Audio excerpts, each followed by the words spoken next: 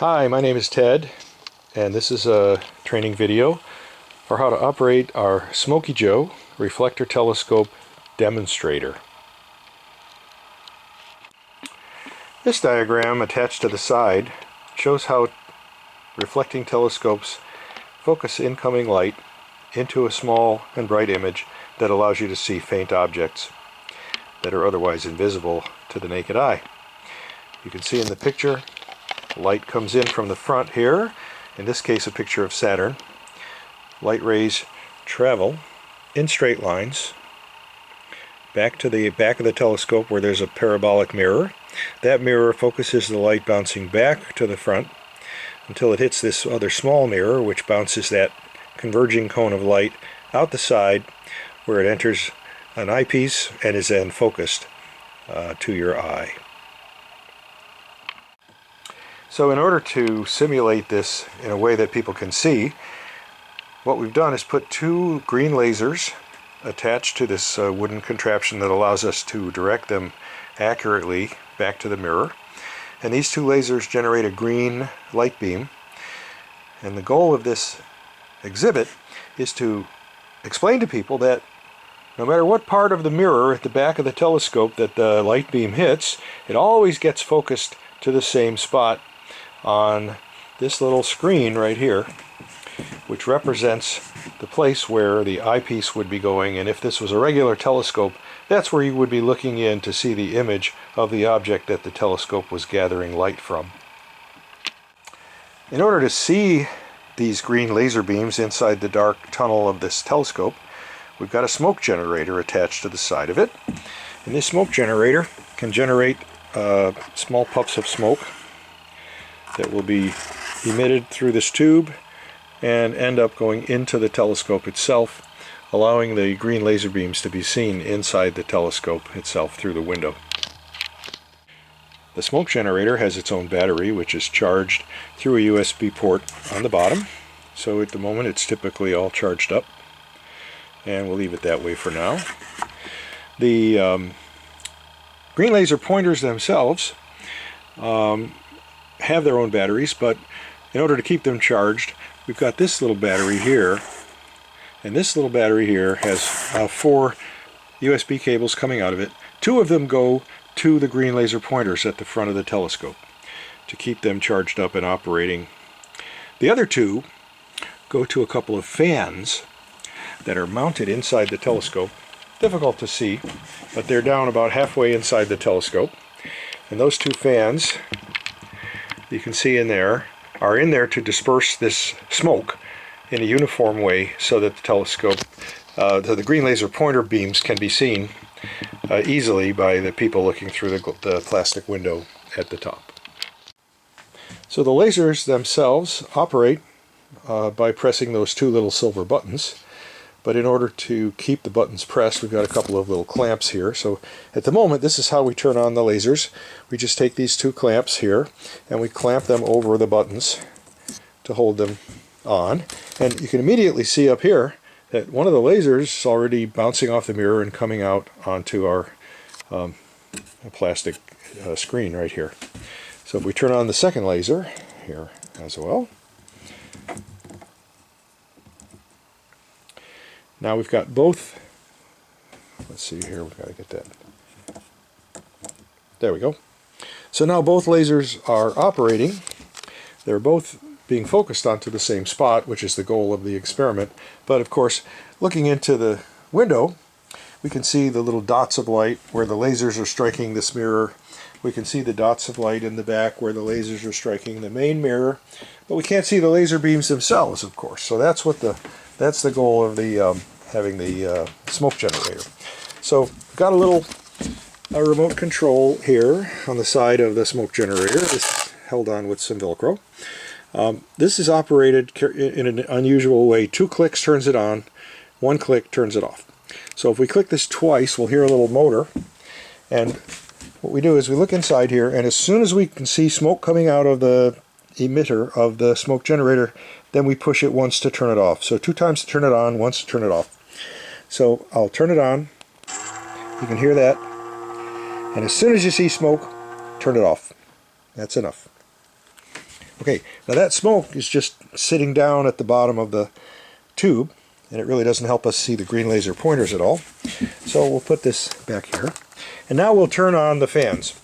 So we turn on the fans. This is one click to turn on the fans and 2 clicks to turn them off. So here on the side there's a button. Push that once. You can hear the fans start up.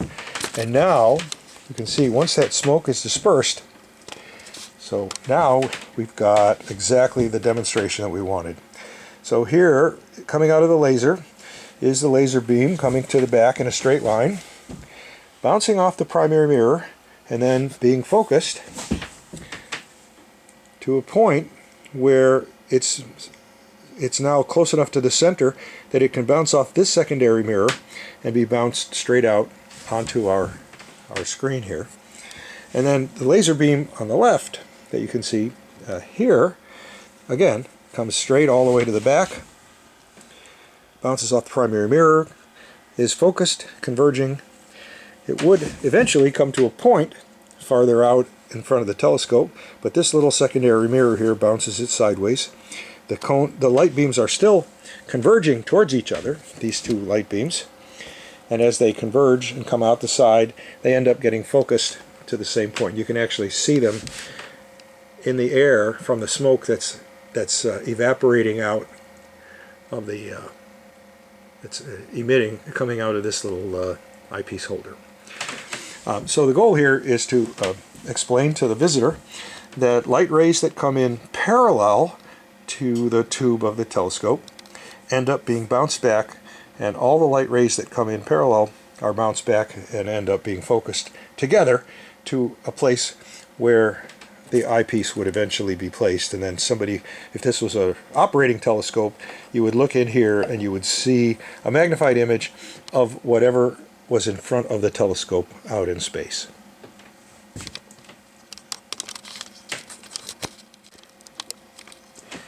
Now this demonstrator has been operating now for 2 or 3 minutes, and you can see that the smoke is still being kept nicely inside the tube because we've got the end of the tube sealed up with plastic top and bottom. There's a little gap in the middle, some of the smoke comes out. But if the light beams fade away in about 5 or 10 minutes, then all you need to do is give it another puff of smoke and the lasers will be visible again. So this will pretty much operate standalone for about 10 minutes or so.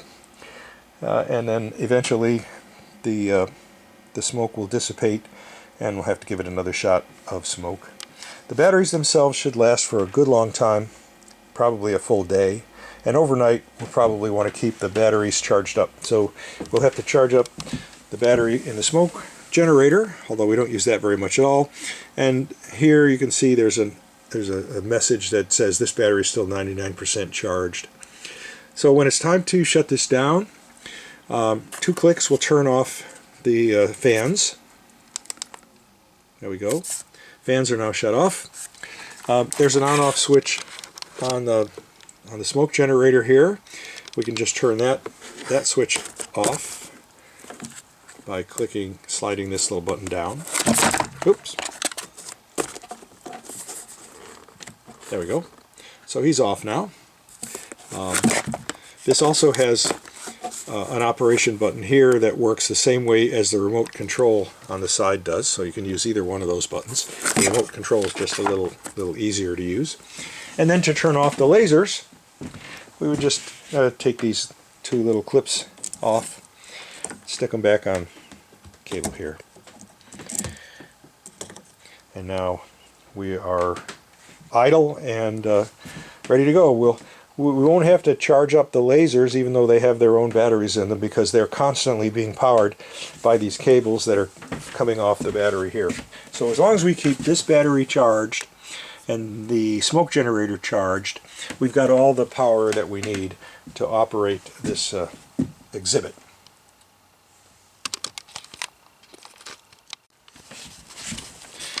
These 2 mysterious cardboard tubes here contain the fog machine fluid, and there are 6 little containers of fluid They were probably going to last forever, but there's some instruction manual in the back here that explains how to refill the smoke generator cartridge. You can see inside here, you can see the smoke liquid inside this inner cylinder, and it's almost still full. It would probably last many weeks before it has to be refilled, but if it does, there are instructions on how to remove this cover and refill it from one of the little tubes of smoke generator material.